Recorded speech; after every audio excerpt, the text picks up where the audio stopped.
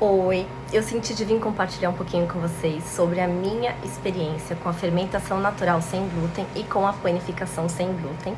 Trouxe o Alfredo para participar aqui com a gente. Eu trabalho com a fermentação natural desde 2009, quando eu fiz um estudo na Califórnia, onde lá eu pude fazer vários testes com várias farinhas diferentes para entender como cada farinha se comporta, a melhor absorção de água. A gente fez tudo uma análise bem detalhada de resultados. E lá eu fiz meu primeiro pão de fermentação natural sem glúten.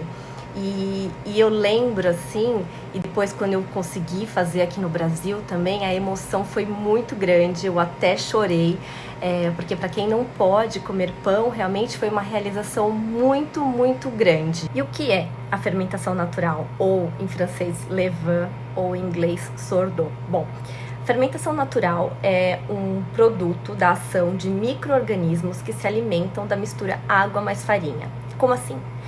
Esses micro-organismos, eles formam uma colônia de bactérias no seu estado selvagem. E essa colônia se alimenta do açúcar, do amido da farinha.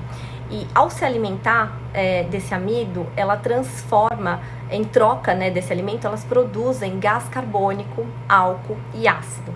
E esse gás carbônico que faz toda a ação de fermentação para um pão.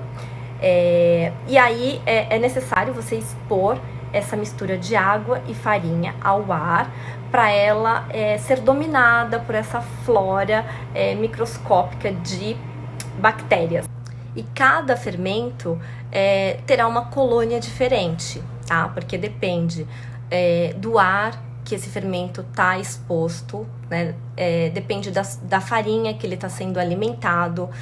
Tudo isso vai influenciar se é um ambiente mais próximo da natureza ou se é um ambiente, por exemplo, Avenida Paulista. E o que mais importa é o ambiente onde ele é mantido. Existe um fermento muito famoso de São Francisco que tem mais de 100 anos.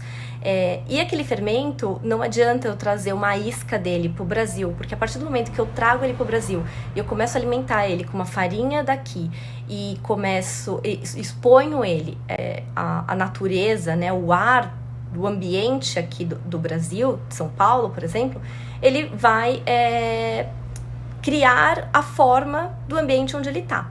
A gente pode substituir 100% o fermento biológico pelo fermento natural. Depois eu explico para vocês como que faz essa substituição.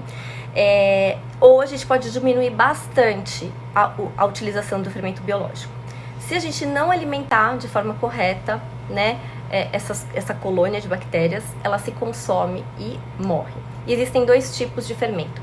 Um fermento mais firme e um fermento mais líquido. O que muda entre eles é a hidratação, né? A quantidade de água que a gente coloca em cada vez que vai alimentar o fermento. E durante o processo, então, de fermentação, as leveduras, elas consomem esse amido do trigo, né, da farinha, aí elas liberam gás carbônico que ficam presas na rede de glúten. E aí faz com que a massa se expanda, o pão cresça e mantenha a sua estrutura. Qual que é o desafio, então, quando a gente faz pães sem glúten e utiliza também a fermentação natural? Bom, o primeiro desafio quando a gente faz pães sem glúten é encontrar ingredientes, né, um equilíbrio entre os ingredientes e as farinhas para ter esse poder de elasticidade e extensibilidade da massa. Então esse é o primeiro desafio, né? Manter a umidade também, porque tende a ressecar um pouco mais. E o fermento sem glúten, o levain sem glúten, a gente consegue fazer com base farinha de arroz, farinha de sorgo, farinha de teff, farinha de painço, farinha de sarraceno. Então, as diversas farinhas.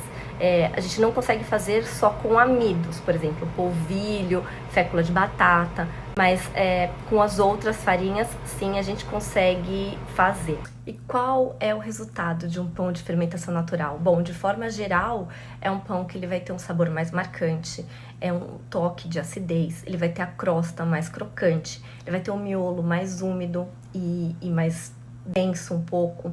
E na panificação sem glúten, para mim, o pão fica muito mais próximo de um pão com trigo, além de conseguir um melhor resultado em textura, em volume, também em shelf life e diversos outros benefícios que depois eu vou contar um pouquinho mais para vocês.